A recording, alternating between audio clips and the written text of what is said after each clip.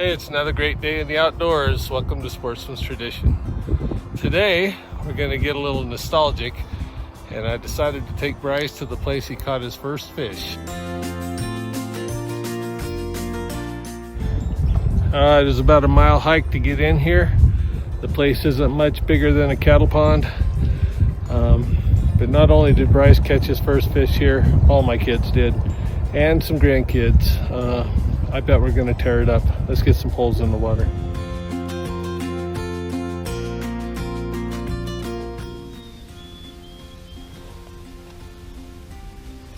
Fish on!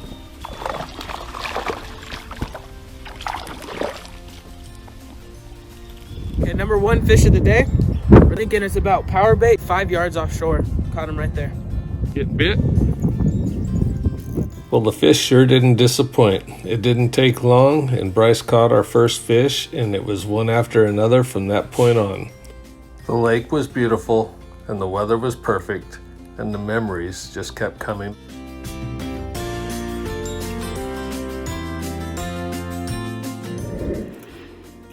Fish on. First time that we came here, my dad just had me searching everywhere. I was searching all through all this stuff just to find a little stick that had 2 little points. You know, when I finally found it, I asked him what it was even for. And he told me that you can set your pole onto there so that when you can like see it up and it's sticking up and everything, it works pretty good.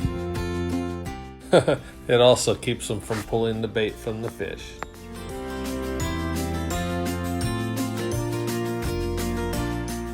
So normally, you know, I have to go walking around, find a stick. It takes me about 30 minutes just to find a stick, but came up and a little log right here has it set up for me.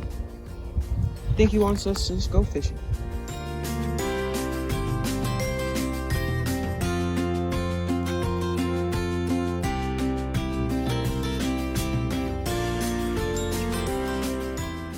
Dad, what's this?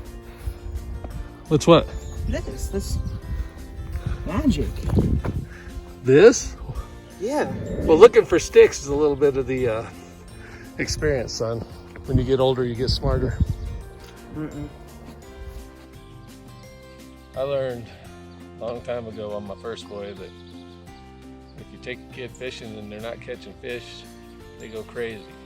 I think the first time I took my oldest, we went to a woods canyon, and the fish just weren't cooperating. There was a lot of rocks. We were snagging everything we casted, we just snagged.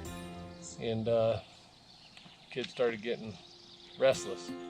So we got some bacon on a stick and caught probably 100 crawdads. He had the time of his life. When you're trying to teach a kid how to fish, you want them to have some action. Shy of taking them to a fish hatchery, which is not what I want to do. In this lake right here in May and October, it can be lights out. And they stocked it last weekend, and we've had a week to settle down, and they're gonna bite. There's hardly anybody in here. Good stuff.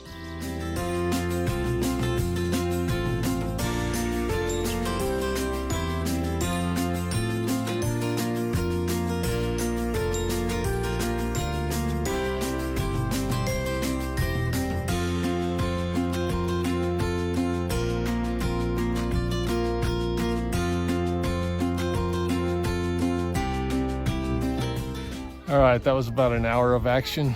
We were trying to do 2 poles because it's legal in Arizona, and it got to where while you were trying to bait the second one, the first one was getting hit, so we just stayed with one, and we're done. We could stay here and catch and release, but there's a lot of other kiddos just walk their way in here, and we want them to have some. So good job, Bryce. Thanks. Hey, do you remember this place? Yeah, I got my first fish here. Well, I mean, do you remember it? I mean, I know I've told you that, but do you remember that day? Yeah, I remember. I remember very vaguely, but I remember. Awesome. Congratulations, man. First most biggest. Well, Bryce is over there cleaning the fish, so I'm gonna throw a spinner a little bit and let him do the work, because I used to do all the work for him. But as we left our spot over there, I had a little hole. I just kept catching one after another.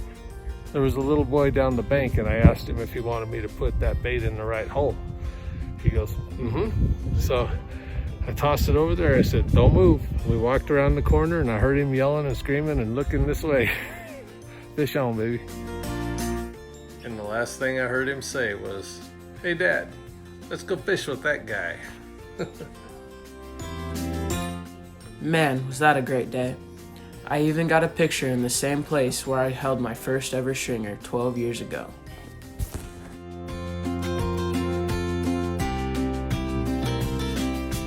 Wow, was that a nice day in the outdoors with Sportsman's Tradition.